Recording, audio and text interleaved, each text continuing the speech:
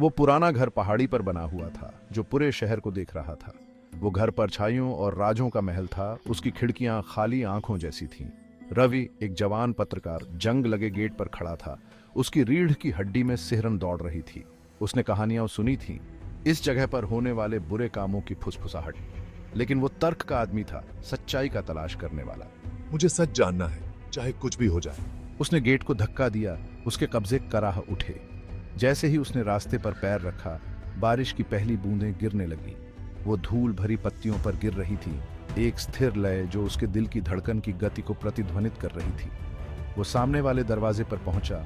उसका पेंट पुराने जख्मों की तरह उतर रहा था। एक गहरी सांस लेते हुए उसने दरवाजा खटखटाया। आवाज पूरे घर में गूंज उठी, भारी और अशुभ। वो घर में आगे बढ़ा। हर कमरा परछाइयों में डूबा हुआ था। फर्नीचर सफेद चादरों में लिपटा हुआ था जैसे भूत हो। वो एक दफ्तर में पहुंचा। उसकी अलमारियां धूल भरी किताबों से भरी हुई थी। हवा में फफूंदी और भूले हुए ज्ञान की गंध थी। कमरे के बीच में एक विशाल ओक डेस्क था जिसकी सतह पर एक चमड़े की जिल्द वाली डायरी के अलावा कुछ भी नहीं था, जिसके पन्ने उम्र के साथ पीले पड़ गए थे। उसकी ओर आकर्षित होकर उसने हाथ बढ़ाया और उसे उठा लिया। उसकी उंगलियां उसके कवर पर फीके शिलालेख को ट्रेस कर रही थीं। तुम कौन से राज छुपाए हुए हो? उसने डायरी खोली। उसके पन्ने उम्र के साथ खराब हो गए थे और पढ़ना शुरू कर दिया। शब्द एक सुंदर लिखावट में लिखे गए थे। स्याही फीकी पड़ गई थी लेकिन फिर भी पढ़ने योग्य थी। यह घर के पूर्व मालिक की डायरी थी, जो एक धनी व्यापारी था जो वर्षों पहले रहस्यमय तरीके से गायब हो गया था।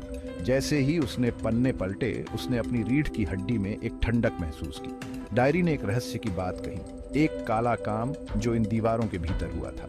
डायरी में एक हत्या, जुनून के अपराध और सच्चाई को छिपाने के एक हताश प्रयास के बारे में बताया गया था। इसमें बताया गया है कि कैसे व्यवसायी को एक विश्वासघात का पता चला, झूठ का एक जाल जिसे उसने पूरी तरह से भरोसा किया था।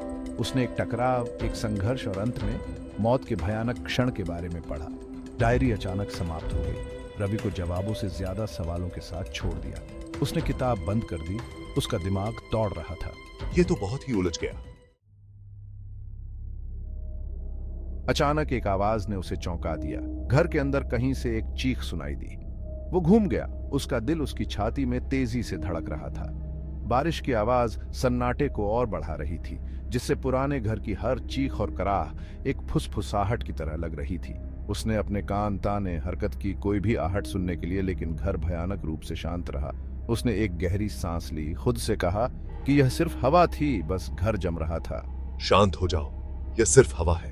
वो डायरी की ओर मुड़ा और जवाब खोजने के लिए दृढ़ था, लेकिन परछाइयों में हरकत की एक झिलमिलाहट ने उसकी नजर पकड़ ली। वो जम गया। उसकी निगाहें कमरे के अंधेरे कोने पर टिकी हुई थी। ये फिर से वहां था। परछाइयों में कुछ हिलता हुआ दिखाई दे रहा था, कुछ ऐसा जो वहां नहीं होना चाहिए था। उसकी नब्ज तेज हो गई। उसका हाथ सहज रूप से उसके कोट की जेब में रखी भारी टॉर्च के लिए पहुंच गया। उसने टॉर्च जला दी। उसकी रोशनी अंधेरे से कट रही थी, लेकिन कोना खाली था। उसने कमरे को देखा। उसका दिल उसकी छाती में तेजी से धड़क रहा था, लेकिन वहां कुछ भी नहीं था। बस तुम्हारा वहम है।